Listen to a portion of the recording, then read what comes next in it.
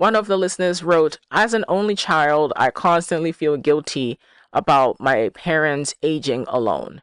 And I think that this is a conversation that many immigrant families are avoiding because eventually immigrant daughters are going to have to face that impossible question of, do I move home? Do I stay? Do I find a place for my parents to live? How do I care for my parents and my own family?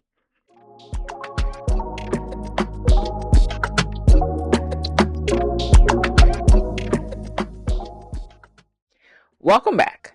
So the last installment of this conversation about immigrant daughters, we talked about guilt, we talked about shame, we talked about a lot of things like that. And today we're going to be talking about responsibility, or as immigrant daughters know it, having 17 jobs that you never applied for, between being the consultant, to being Wikipedia, to being the assigned guardian, and having to be the one to go to PTA meetings and school meetings that you never signed up for, learning how to parent even before you're an actual parent, and having to also come home and be the cook and be the one to be the disciplinarian when you have younger siblings. We ain't signed up for all of that, you know what I'm saying? And speaking of that, we end up being in that second mother role.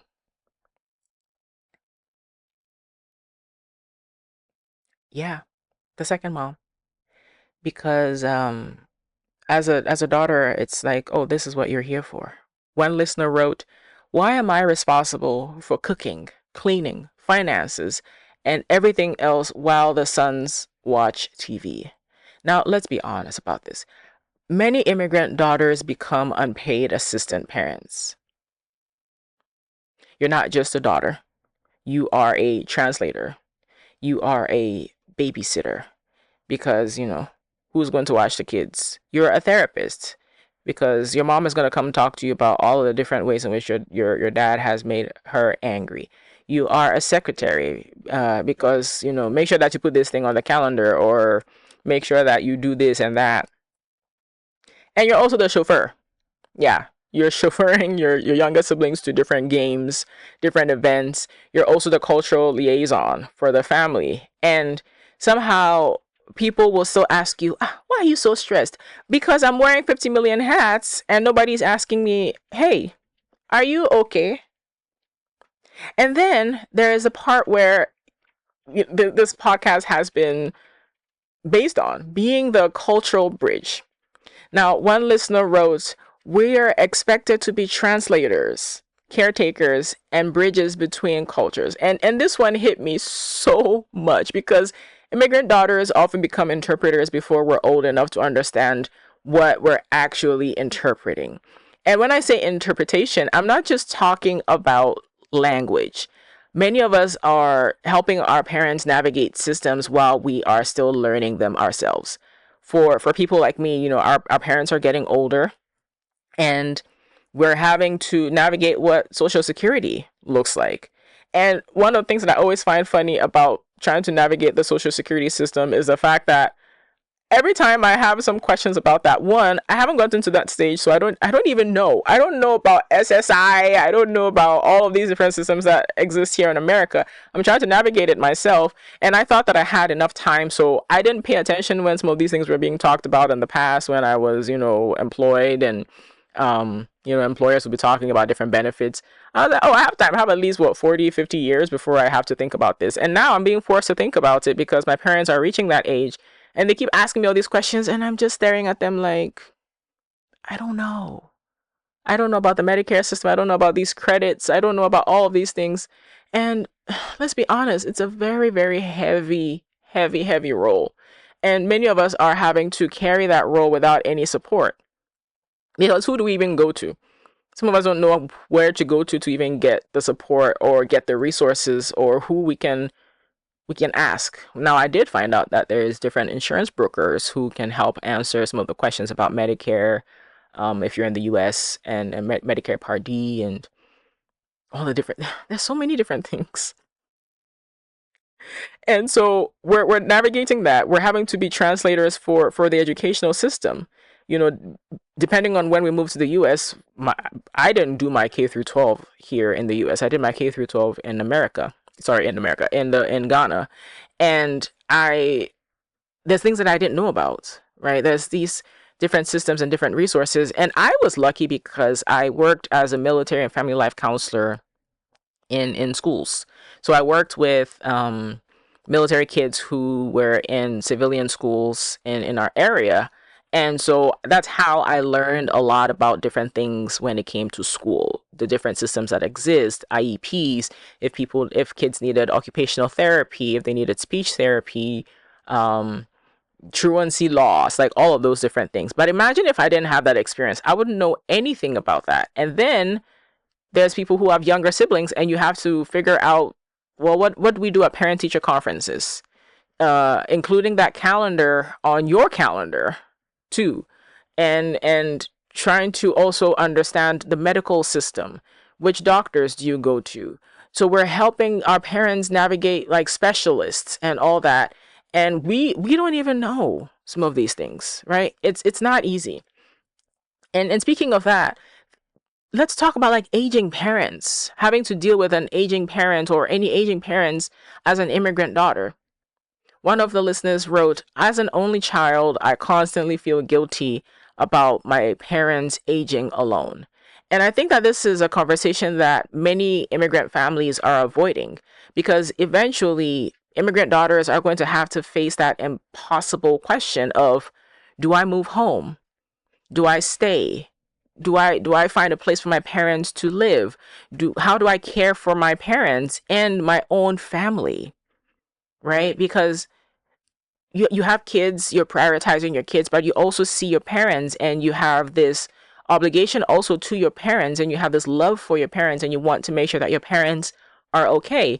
And as immigrant daughters, we can't even think about putting our parents in homes or like these like the elderly homes or those places for the aging parents, because like that's not what we do in our culture, right? So how do you navigate that? How do I honor my parents without losing myself? And these are not easy answers.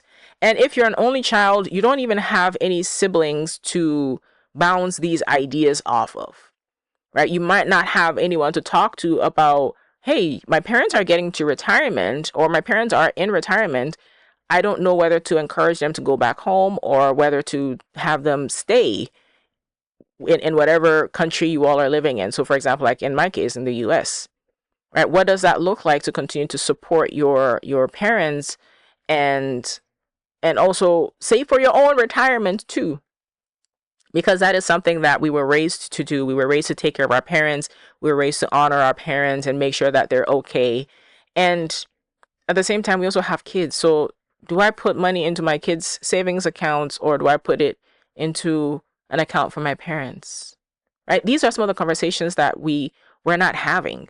And also on the medical end of things, there's this thing called an advance directive. Do we even know what that is? If you don't know what an advance directive is, this is your chance to pause and go and do your Googles and look at what that means.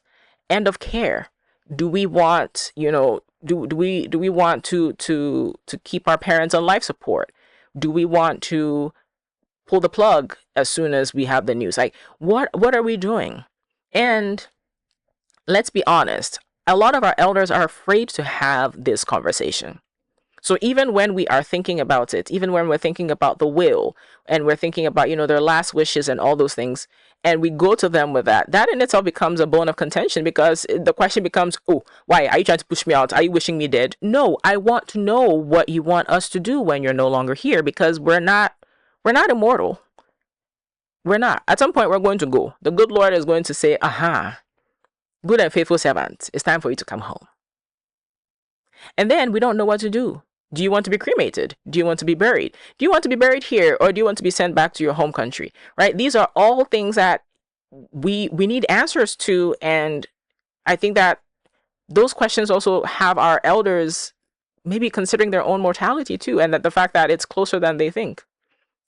And so as an immigrant daughter, especially if you're the oldest daughter, there's all these things that are sitting on your chest, and you end up having to navigate it by yourself if you're an only child or if you're the oldest, because the rest of them are looking up to you like, okay, big sis, what do we do here? Right. And we're not having those conversations. We're not talking about, would you like to be put on life support? Would you like to, be sent to hospice? There's all these possibilities. And I also know that it's so overwhelming because for some of us, we're coming from countries where all those options did not necessarily exist. You see what I'm saying? And then speaking of being from different countries, there's also that piece around cultural identity. And one listener asked, my mother says I'm not Mexican enough, but she brought me here. I mean, we've had an episode about that too, right? And let's sit with that because many immigrant children are being criticized for not being enough of a culture that they didn't get the opportunity to fully experience. They were moved out of their home countries, or they moved into a different country very young age or during the formative years. And so you're hearing the message about, oh, you're too American, you're too Western, you're too independent. But here is the thing too, you are a product of exactly where you were raised. So if you were raised in North Carolina, all you know is cookout and Bojangles, okay? Like that is the standard that you have. And if you were raised in the Pacific Northwest, the Patagucci's might just be the uniform that you're used to wearing with your little flannel and your Ugg boots, okay? You are not a failed version of your culture. You're just not. You are a new expression of it. That's just what it is, right? And so as an immigrant daughter, you're also holding that bicultural experience between your home culture and where you were raised, and how do you greet your elders when you walk into a room. How do you greet your elders? I recently had like this awkward interaction where I met an elder in the community, and I stretched out my hand to shake her hand, and she just like reached in for a hug, and all I could say was, oh, because it was such an American thing to just kind of like think that we were on an official basis sort of thing. So I had to be formal. And at the same time, she's like, no, you're family to me now. Come here, let me hold you, And so there is that. It sounds so trivial, but there's all of these different expressions that happen within our social interactions. And then you realize, wait, hold on, which one am I supposed to be doing today? Like, am I supposed to be wearing a boo-boo, or do I put on a dress, or like, do I put on pants? Right? You're kind of going between.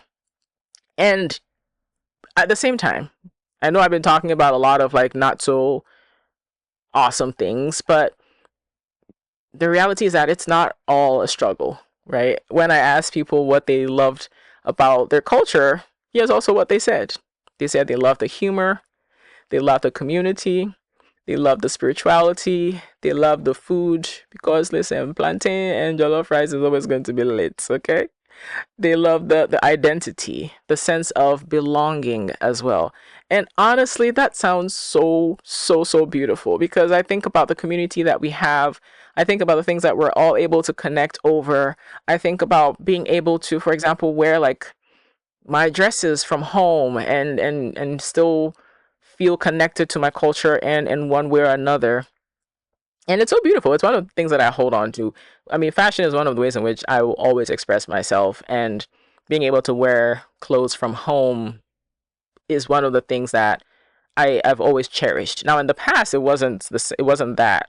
I think when I was in college, when I first came to America, I felt like I was sticking out like a sore thumb, and people want to like touch my clothes and want to touch me and be like, "Oh, this looks so nice. You look so cute. Where'd you get that?" And I'm just like, "Stop touching me!" Like, so for a while, I tried to blend in, and I wouldn't wear clothes from back home for a while, because I didn't want to look so different. I didn't want people to notice that I wasn't from here. I was trying to assimilate, right?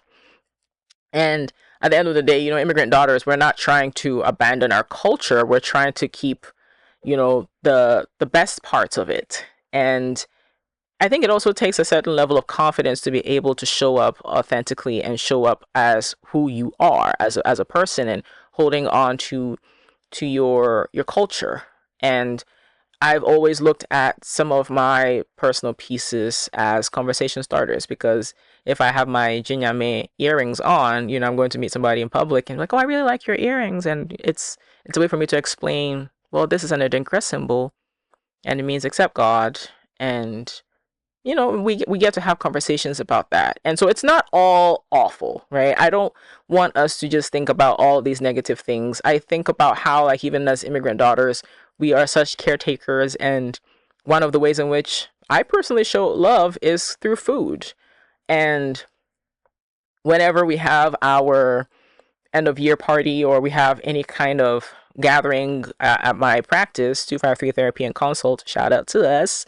Um, I One of the things that I always do is making sure that we have some Ghanaian food. And also shout out to Gourmet by Maria. She's on Instagram. Go check her out if you are in the PNW Seattle area and you're looking for a caterer. But she always hooks us up with some great Ghanaian food and like all these different pieces of like our culture that we get to share. And so we have so many different ways in which we get to show our love and show our sense of belonging and share our culture also with others. So I don't want us to think that being an immigrant daughter is this negative experience. There are some really, really, really, really, really, really tough parts of it. I'm not going to pretend, right? I'm not going to minimize it, because a lot of us are dealing with a lot of pressure. We are dealing with all these different ways in which we think we have to show up, and different ways in which we are afraid of failing and disappointing our family members, especially our parents. And we're also working really hard to keep our culture. We're working hard to maintain the different beautiful parts of our culture. I was very intentional about making sure that my boys had Ghanaian names, and we call them by their Ghanaian names. Um, we talk about Ghana. We talk about the experience of growing up in Ghana. We talk about so many different things about Ghana and being back home. And I gotta be honest, I miss home. I really do. I miss Ghana. I miss all these different parts of home. And as an immigrant daughter, there's also these differences that always stand out to me. And one of the moments where I miss home the most as an immigrant daughter is when it comes to grief, when it comes to losing somebody, when I'm mourning, because the grief process is so different. And as I was talking about aging parents earlier, I couldn't help but think about my parents. My parents are in their late 60s, and at some point I they're not going to be here. And as an immigrant daughter, I think about the decision of, do I have America be their final resting place, or do I take them back home? I think about what to do around that, and there's this anticipatory grief, is what we call it. And I'm not gonna lie, there's been times where like I've woken up in the middle of the night crying just thinking about that, and and it's hard. I'm not gonna lie, it's hard. I have this conversation with a lot of my fellow immigrant daughters, my friends, my sisters, and we all share that connection too. So I think I guess what I'm trying to say through all of this is that there's some really beautiful parts of our experience as immigrant daughters, and I don't want us to only focus on all these perceived negative parts, or the difficult parts. I would say not necessarily negative, but the difficult, the hard parts. So the biggest lesson, honestly, from these submissions is that immigrant daughters are tired of choosing between themselves and their families, right? They want both. We want to be able to choose ourselves and also choose our families. We want to have that bicultural identity. We want to be able to have connection and also have boundaries. We want to have culture, and we also want to have freedom. We want family, and we want individuality as well. And I don't think that that is asking for too much, right? And so when you think about even, culture and freedom, what does that look like? Holding on to different parts of your culture that make sense for you, and letting go of some of these like gender roles and gender expectations of women are supposed to do this, women are supposed to do that, men don't do this, men don't do that. But then at the same time, we have the honor of partnership and marriage and relationships. We want to be able to have the connection with our families. We want to be able to sit and have conversations with our moms and our dads and still be able to say, all right, well, it's 6 o'clock and I need to go home. Or it's 6 o'clock and the kids need to, start getting ready for bed. Right. So here is the bridge the gap tip, because I have to leave you with a little something. Okay. So to every immigrant daughter who is listening, you do not have to earn rest. You do not have to earn rest. Rest is yours all day, every day. You do not have to earn boundaries. You do not have to earn your humanity. Just by existing, you have the right to rest. You have the right to put your feet up at some point and just stare into space. Not even reading a book or watching something, just like staring into space and just being there. Because a lot of us don't know how to rest, myself included. I'm still learning how to rest. And sometimes for me, rest looks like just laying down in my bed. I'm not necessarily napping. I'm not sleeping. I'm just laying down, just letting my body do nothing. You don't have to earn your humanity. You deserve these things already.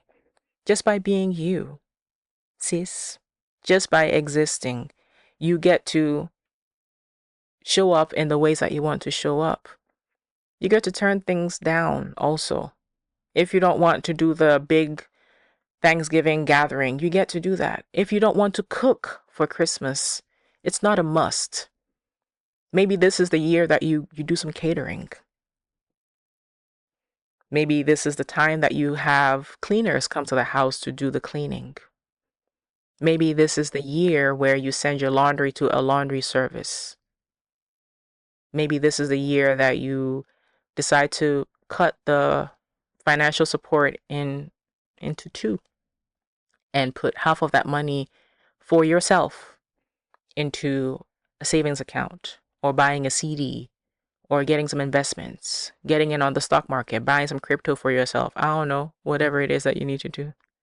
Maybe this is the year that you decide to take a vacation somewhere that is not your home country. Go to Mallorca, go to Greece, go to Mexico. Maybe this is the year that you decide, I'm not going to go to Ghana, or I'm not going to go to Nigeria. I'm going to go somewhere else. Because there's so much of the world that we deserve to see. We deserve those nice things for ourselves. So perhaps this is the year that you actually let that conversation or let the trip leave the group chat. Now listen, I'm offering myself. If there's a group chat that you need me to be a part of, just let me know. Okay, put your sis into the thing. Okay. I mean, of course, ask me first. That's one of the things. Yeah, people have been adding people to different group chats on WhatsApp, for example, and they don't ask for permission. Please, before you add somebody to a group chat, make sure you ask for permission. Like, hey, is it okay for me to add you to this group chat? Because, like, no.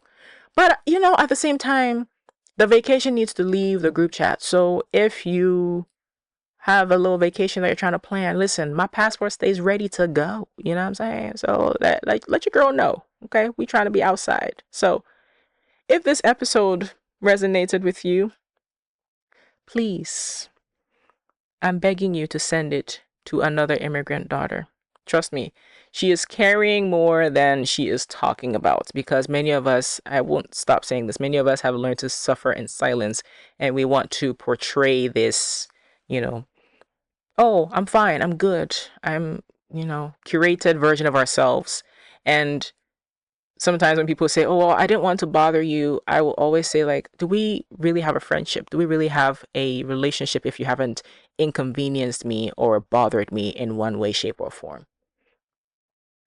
Like, if you're not reaching out for me to stop what I'm doing to listen to you, if you haven't done that, are we really friends? I'll never forget years ago sitting with a former friend of mine, and I think I was talking about having a really, really hard time dealing with some of the things that were going on in my life. I dealt with infertility for a while. And I talked about, like, sometimes sitting on my bathroom floor crying. And she was like, but how are you sitting on the bathroom floor crying by yourself and you're not reaching out to friends like me to come sit with you and cry together? And, like, those words stuck to me. Like, they stuck to my brain, and I'll never forget that, because, like, I just had that visual there. So this is also for me to continue to do my work around community, to make sure that I'm also connecting with people, that I'm reaching out. So if you're listening and you haven't reached out to me in a while, please reach out. Send me a text, hit me up, call me. And if you've also enjoyed today's conversation, remember to subscribe, leave a review. Those reviews are super duper important. Super important. Leave a review on the podcast platform that you're listening to this on, and leave us some stars. 5 stars are always preferred, but if you have like 1 star, maybe we should have a conversation about that first, okay, before you leave that 1 star, okay?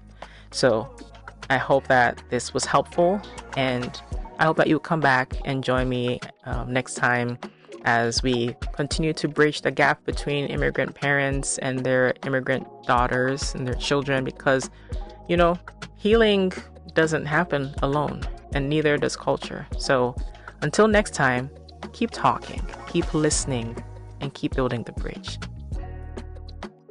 So guess what?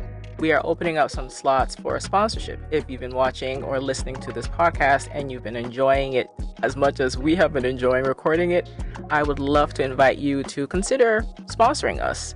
You can reach out to me at consult@Phebe Brako LMFT.com. That's consult@Phebe Brako LMFT.com. We have a wide range when it comes to our audience, and we would love for our audience to hear about you, your service, or your product. Thank you so much.